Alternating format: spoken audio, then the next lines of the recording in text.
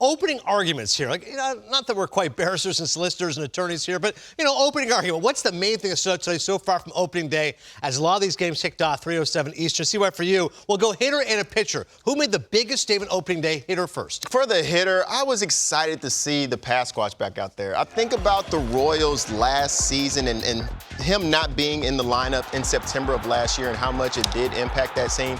Seeing him back in the 3 spot with support around him, seeing Bobby Witt back out there, him coming up in a big situation, I thought it was huge. He had a big 3-run homer, had a double. He looked so good and comfortable out there, and it seems like everybody's happier when Pasquantino's out there. Pasquatch's a good dude. 19 home runs, 97 RBI. If he didn't have that thumb injury, he would have put up 20 and 100 for sure. Lowe's for you? Yeah, I'm going to go with El Ministro, Manny Machado over there on the West Coast.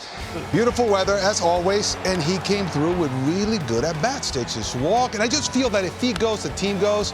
Great swings, 2 doubles today, and I really thought that he controlled the strike zone, and when he got the pitch he wanted to get, he was able to hammer it. Now, everyone is counting these guys out. I didn't pick him to advance. Right. But El Ministro thinks otherwise. And I just think if he has that big-time year that we know he's capable of having, then everyone behind him immediately gets better. Ministro? El Ministro. El Ministro. That's pretty good. El Ministro de Defensa. Gonna roll the R and sell it well. CY's always felt Peña pretty jacked. How about Tyler O'Neill? Nobody's quite like the muscles from Brussels. My man here, he's been lifting all off season, and nobody, I'm telling you, nobody is better on opening day than my fellow Canadian. Tyler O'Neill, 6th straight opening day with a home run. My guy brought it against the Blue Jays. Hometown team for him. Yeah, I'm sitting here thinking I've had 2 opening day homers. Tyler O'Neill, 6 consecutive opening day homers is unbelievable. The pressure that's going on to you might as well have 499 home runs going into a game thinking I have to go deep today.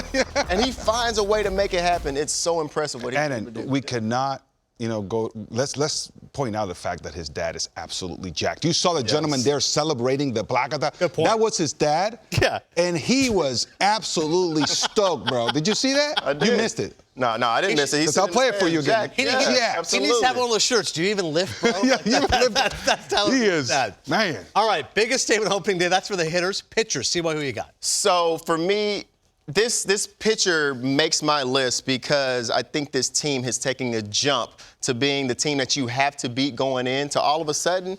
You can't just come in and assume you're going to whoop up on the Washington Nationals. Yeah. Because Mackenzie Gore is on the mound, and he made a statement today against the Philadelphia Phillies. Watching from the very first inning how he was able to attack Trey Turner with the fastball, keep Bryce Harper off balance with his slider. He mixed his changeup in. He was throwing 96, 97 mile an hour, pinpointing his changeup, nasty breaking ball. He has gotten better every single season, and the Nationals, they have a true ace. Juan Soto trade, man. He, in many ways, maybe he wasn't the one you looked at. You looked at Abrams and others, but Mackenzie Gore, 13 strikeouts. He was awesome. Lowe's for you? I'm looking at Paul Skeens, and obviously we saw what he was able to do last year and how dominant he was. So I'm really keen in on what type of year he's going to come back and have in 2025. He was really good today, only giving up 2 hard hit balls, and you're like, he's probably upset about it, by the way.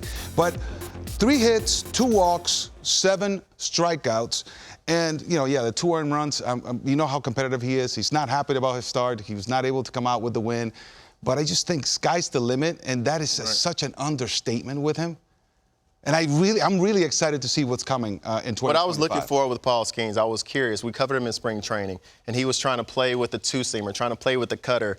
It looked like the same Paul Skeens. It's like, I'm not going to mess with those pitches on opening day. I'm going to go ahead and do what I do well. Yeah. Did you have another guy? I was going to say, my guy, listen, you're picking up some of these new bucks.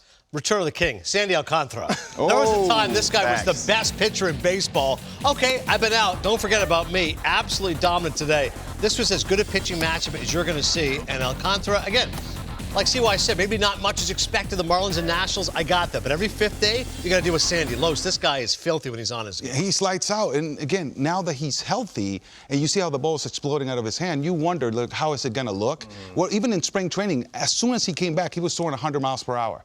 And not only the power, but also with pinpoint control, which is key for him. He looked great today. Man, when you see Mackenzie Gore out there, what he's able to do pitching for the Nats, you see Sandy Alcantara out there in Miami. This is something that draws people to the ballparks. This is something when the Marlins game is on, if Alcantara is on the mound, I am locked in. He is much CTV, and it's so refreshing to see him back there on the mound. Healthy and raring to go for that Marlins team.